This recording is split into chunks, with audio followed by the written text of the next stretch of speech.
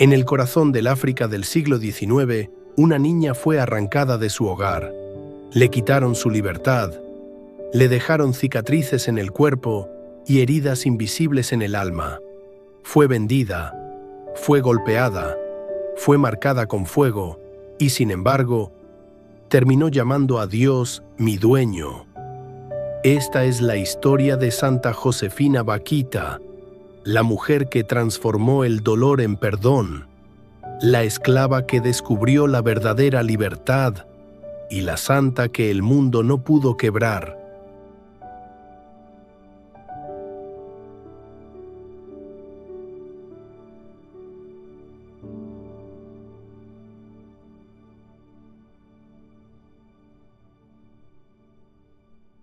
Santa Josefina Bakhita nació alrededor del año 1869 en la región de Darfur, en el actual Sudán.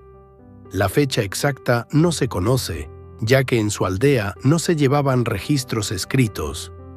Tampoco se conservó su nombre original. Años más tarde, ella misma explicaría que el trauma de su secuestro fue tan fuerte que olvidó cómo se llamaba. Pertenecía a una familia de cierta posición dentro de su tribu. Su padre era hermano del jefe del poblado, lo que indica que creció en un entorno estable y respetado dentro de su comunidad. Su infancia transcurrió en una aldea africana tradicional del siglo XIX, en una región que, aunque hermosa y rica en cultura, ya estaba siendo afectada por el comercio de esclavos que operaba activamente en Sudán durante ese periodo. Bakhita recordaría más adelante que fue una niña feliz. Vivía rodeada de su familia, ayudando en tareas sencillas y compartiendo la vida comunitaria típica de su pueblo. No sabía leer ni escribir, pero creció en un ambiente donde la familia y la tradición eran el centro de todo. Jugaba con otros niños, caminaba libre por la sabana, vivía sin miedo. Nada hacía presagiar que su vida cambiaría radicalmente. En aquellos años, las incursiones de traficantes de esclavos eran frecuentes en la región de Darfur. Muchas aldeas eran atacadas y los niños capturados para ser vendidos en mercados del norte de África. Pero para una niña de 7 u 8 años, ese peligro era invisible. Ella simplemente vivía su infancia, una infancia breve, una infancia sencilla, una infancia que terminaría abruptamente. Antes de conocer el sufrimiento, conoció la libertad. Antes de las cicatrices, conoció la protección de su hogar. Y esa memoria de luz sería más adelante una semilla silenciosa que prepararía su corazón para reconocer a Dios cuando finalmente lo encontrara. Tenía aproximadamente 7 u 8 años cuando ocurrió algo que cambiaría su vida para siempre. Un día, mientras se encontraba fuera de su aldea, fue interceptada por hombres dedicados al comercio de esclavos. Una realidad tristemente frecuente en Darfur durante el siglo XIX. Sin comprender lo que sucedía, fue obligada a abandonar su hogar. No volvió a ver a su familia. A partir de ese momento, comenzó un largo camino lejos de todo lo que conocía. Fue llevada junto a otros niños por rutas del desierto, atravesando pueblos y mercados donde las personas eran compradas y vendidas. El miedo fue tan grande que su memoria quedó profundamente afectada. Años más tarde, ella misma explicó que el impacto fue tan fuerte que olvidó su propio nombre. Cuando le preguntaron cómo se llamaba, no pudo responder. Entonces sus captores le dieron un nuevo nombre, Bakhita. En árabe significa afortunada, un nombre que, en aquel contexto, parecía una contradicción dolorosa. Desde ese momento dejó atrás su identidad anterior, perdió el nombre que su familia le había dado, perdió el contacto con su hogar, pero no perdió su dignidad ante Dios. Aunque ella aún no lo sabía, su historia no estaba en manos del destino, sino en manos de la providencia. Lo que comenzó como una noche oscura sería con el tiempo el inicio de una luz inesperada. Fue vendida varias veces. Uno de sus amos fue especialmente cruel. Vakita relató que fue marcada con cortes profundos en su piel, pero algo misterioso comenzó a crecer dentro de ella. Miraba el cielo, miraba el sol y se preguntaba: ¿quién es el dueño de todas estas cosas hermosas? Sin conocer la fe, su corazón ya buscaba a Dios. En 1883, después de varios años de esclavitud en Sudán, Vakita fue comprada por Callisto Legnani, cónsul italiano en Khartoum. Este hecho marcó un cambio importante en su vida. En sus propios recuerdos, ella afirmó que con él comenzó a recibir un trato más humano. No era todavía libre, pero la violencia constante que había conocido antes disminuyó considerablemente. En 1884, debido a la inestabilidad política en Sudán, especialmente los conflictos que afectaban la región en ese periodo, Legnani regresó a Italia y llevó consigo a Vakita. Así cruzó el mar y llegó a Europa. Era una joven africana que no hablaba italiano, no conocía la cultura occidental y no imaginaba que ese traslado sería el inicio de su verdadera transformación.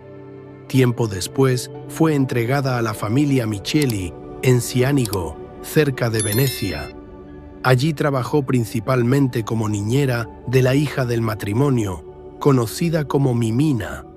Su vida era más estable, dedicada al cuidado del hogar y de la niña.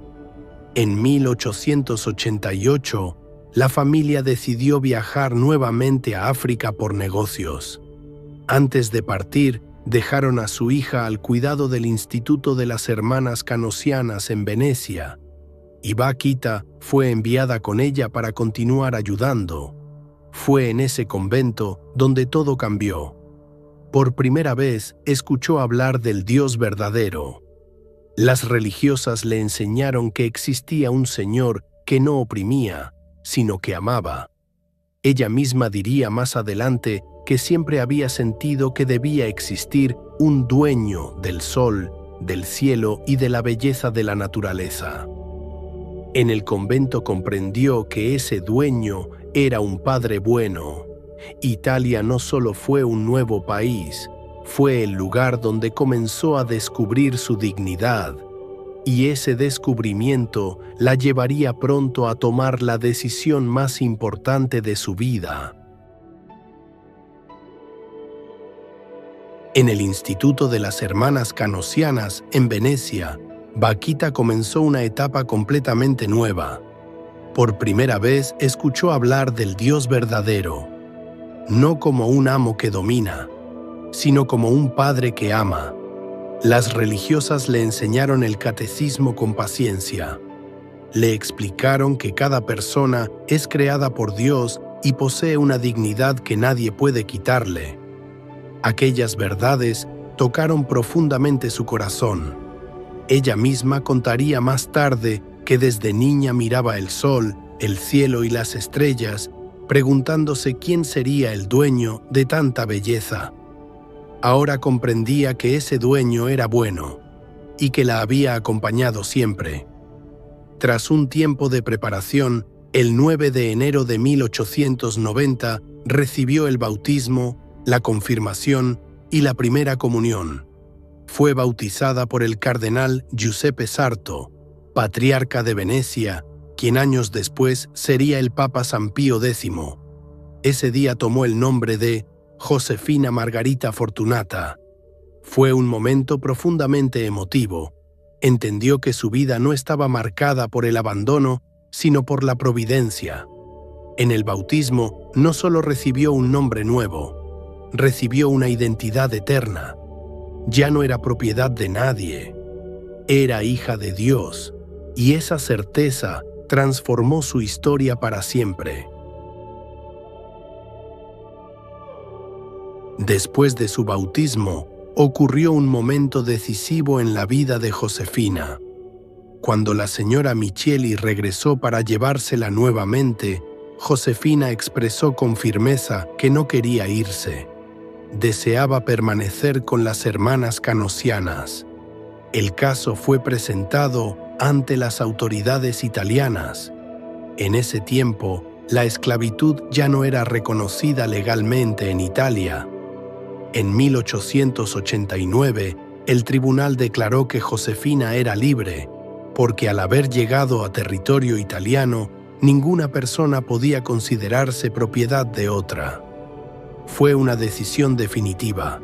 Por primera vez, desde que había sido secuestrada en su infancia, era libre ante la ley, libre para elegir su camino, y ella eligió quedarse en el convento para dedicar su vida a Dios. Por primera vez desde su infancia, nadie podía reclamarla, nadie podía venderla, nadie podía decidir por ella. Era libre para elegir y eligió quedarse con Dios. Después de ser reconocida oficialmente como libre, Josefina permaneció con las hermanas canosianas para continuar su formación. El 8 de diciembre de 1896 hizo su profesión religiosa definitiva en la Congregación de las Hijas de la Caridad Canosianas. Había elegido consagrar su vida completamente a Dios. Poco después fue destinada a la ciudad de Schio, en el norte de Italia.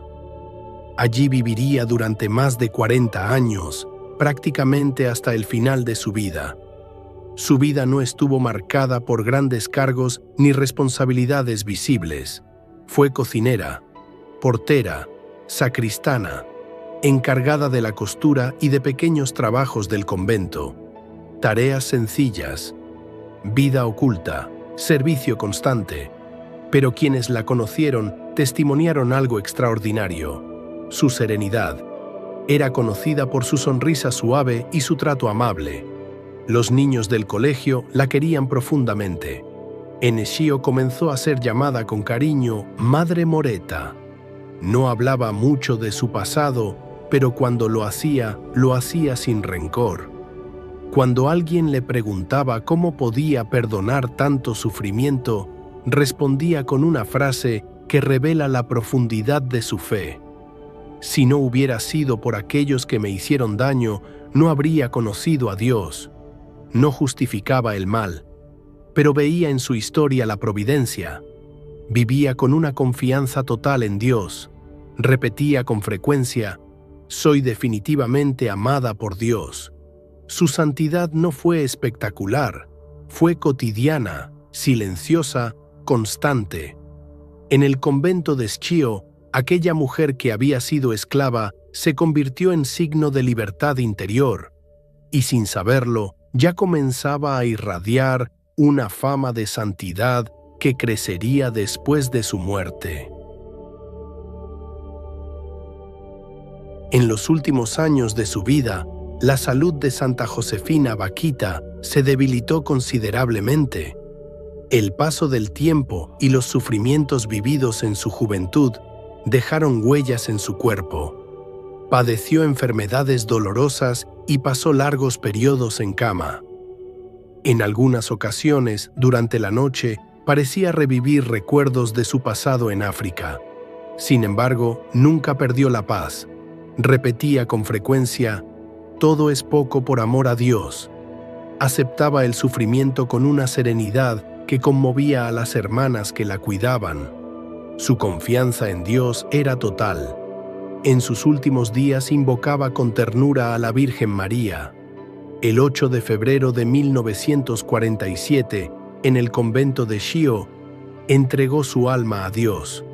Sus últimas palabras fueron: la Madonna, Quienes estuvieron presentes afirmaron que su rostro quedó en profunda calma. La antigua esclava murió como una mujer libre, consagrada a Dios, y su fama de santidad comenzó a extenderse rápidamente. Fue beatificada en 1992 y el 1 de octubre del año 2000 fue canonizada por Juan Pablo II en la Plaza de San Pedro. La Iglesia reconoció oficialmente su santidad. Hoy es patrona de las víctimas de trata, las personas esclavizadas, quienes sufren violencia. Los milagros atribuidos a su intercesión confirmaron su cercanía con Dios. Santa Vaquita nos enseña que la libertad verdadera no depende de cadenas externas. Nos enseña que el perdón es más fuerte que el odio, que ninguna herida es demasiado profunda para Dios, que incluso el dolor más oscuro puede convertirse en luz. Santa Josefina Vaquita, ruega por nosotros.